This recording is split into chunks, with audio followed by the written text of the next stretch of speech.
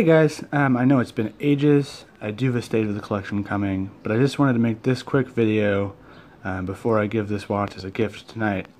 Apologies, by the way, for all the traffic noise you're going to hear behind me, but it's super hot out and I have all the windows open and fans on. And so, anyway, this watch, I've already unboxed it. Again, it's a gift. I wanted to check it out. But I really wanted to make a video about this, and I'll probably make another video in the future. My girlfriend's very into mechanical watches, but can't really find ones in her budget that are to her taste or that would fit her. It's a real problem. It's a combination of things. Partially she's tiny, right? So she's 5 feet tall, very, very small wrists, and nothing over about 34 millimeters really fits her properly. But also, women's watches, even at the very high end, sort of the whole range, they do tend to be blinged out or, bejeweled or have ridiculous colors. They tend to be viewed as something that women only want as a crazy fashion accessory, rather than the way men wear them, which is still as jewelry, but more as practical jewelry. I think that's a mistake. I'll make a video about this in the future. That's not how all women are, of course, and I think the watch industry is stupid for thinking that and has sort of cut out some of its own consumers, which is dumb if you're doing as poorly as the watch industry is doing, right? The second thing, and I apologize for talking so long, is simply budget.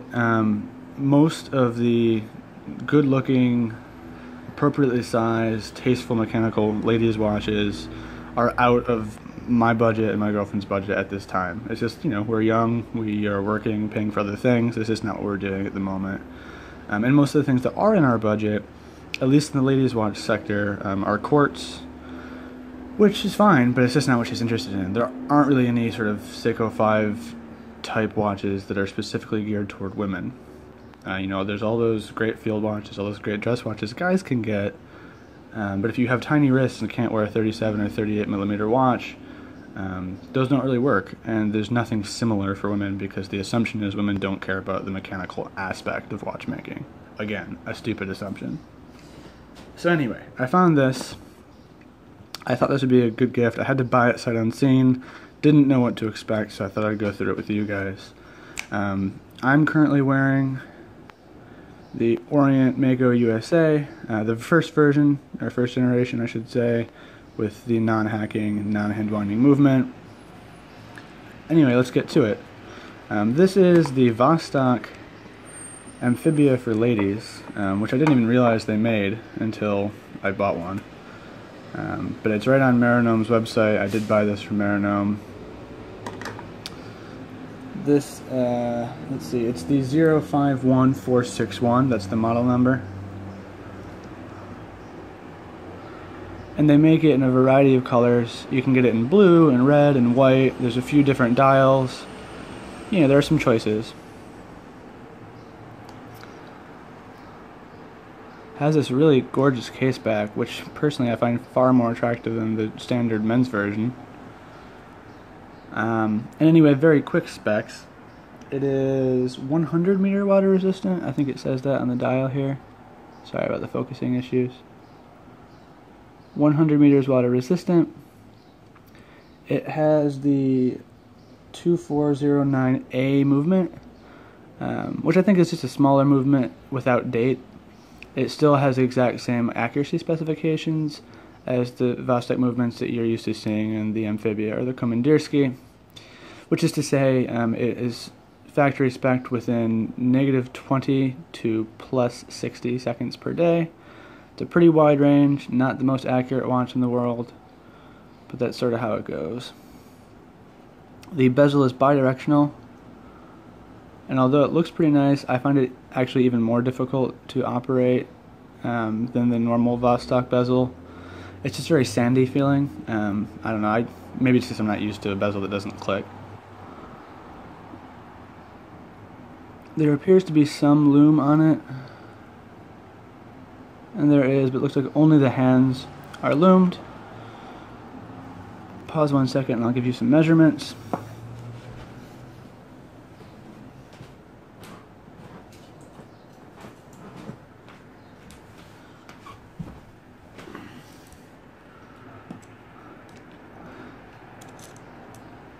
And for the measurements,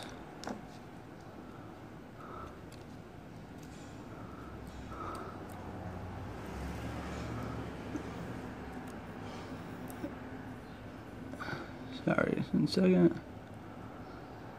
It is in the high 33s. It's advertised as 33 millimeters. It's really closer to 40. Lug to lug.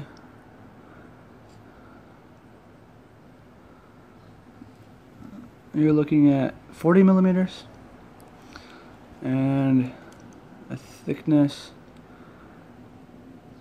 of just under 12, which is really great. That's also why it's not 200 meters water resistant, I'm assuming. Yeah, the men's version is almost 15, I think. So anyway, the idea behind this watch, I gave my girlfriend a vintage gold-plated Cordoba that I unboxed on the channel a while ago, which she likes to wear when she dresses up and when it matches her outfit. But her day job, she's an occupational therapist, and she works with kids in a fairly physical environment. The kids are doing a lot of different things. They have a lot of different challenges. She's doing exercises with them. She's often in the pool. She needs a kind of rough and tumble, water-resistant beater watch that she can wear during the day that doesn't look ridiculous if she wears it to work. And so that's where this watch comes in.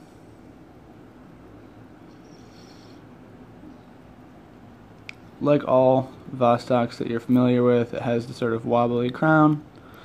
To wind it, you kind of have to put some pressure backwards on it. I don't know if that makes sense. You kind of have to, if it's like this, you hold down with your thumb as you twist it, and it will wind. There's no date on this, which is actually great, I think, especially for the ladies' watch.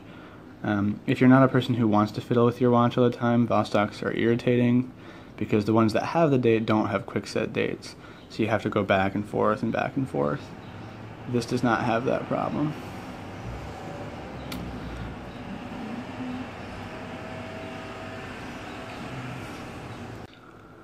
So for an aftermarket strap, I had picked out this sort of Tropic-style, obviously it's not a real Tropic strap, but Tropic-style silicone strap from Otto Frei, which is a watch parts and sort of repair store in California. It looks great. It is silicone. It's cheaply made. It's from China. It does pick up lint. I have one on my watch. But I think it looks cool, and I think it'll match this watch really well and be more practical than the strap that's on it. And after the strap change, here's the watch. I think it looks nice on this strap. It certainly is a little bit more practical, I think. I think it matches the vintage styling pretty well. What I will say, if you plan on buying this watch and you want to put an aftermarket strap on it, make sure you get some spring bars. The spring bars that came on the watch are really fat, which is good. I mean, it's actually more appropriate for a real dive watch. But I could not fit them into the rubber strap that I had chosen, the aftermarket strap. Fortunately, I have 18 and 20 millimeter spring bars on hand, but if you don't, make sure the strap you buy either comes with them or you pick some up. Let me quickly do a wristwatch check. Taking off the Orient, you can compare it in size. I mean, the Vostok is a lot smaller, obviously. But I actually have tiny wrists, so even though this is, a so-called ladies' watch, it should fit me just fine.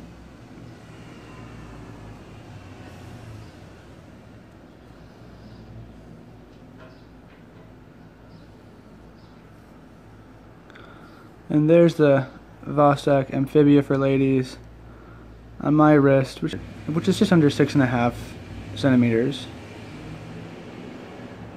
I think this is a great watch for the money. I guess I didn't talk about the price. The price has actually just gone up on this watch. I purchased it mid-June, on June 23rd, for, I think it was listed at $47 or $48. I had a credit from Marinome from a previous purchase, so for me it was 43 something plus shipping, which is an amazing value for any mechanical watch that actually works. And I would definitely recommend it. I think now it's going for 56, which still is a totally fair price, I would say. Again, this is a watch that, although not as water resistant as its big brother, you can take swimming, you can beat around and not worry about it. It's really a great little piece, and I think it's very attractive. I hope the girlfriend likes it. We'll see. Thanks so much for watching. I'll be back soon, I hope, with the state of the collection, but until then, see you later.